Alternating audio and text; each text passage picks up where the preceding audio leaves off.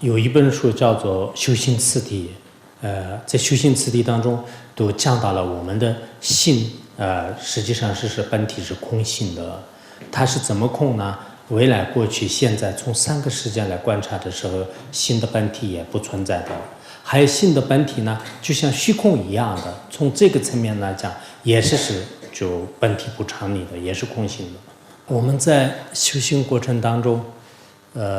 最重要的并不是心光可以安住就可以了，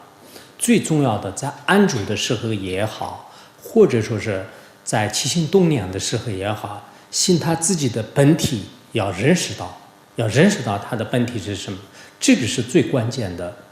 很多人认为我心现在安住下来，好长时间都是如如不动的，哇，那很好啊。还有一些人认为我现在随时随地都可以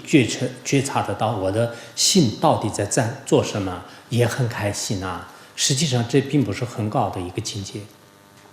藏传佛教当中有个很著名的一句名言，很多修行人呢就是经常运用古巴西讲卓尔门西双本他的基本站，就是虽然知道修行，但是呢不知道解脱。就心的本体，你虽然会修行，但是你不知道心的本体是自然解脱的。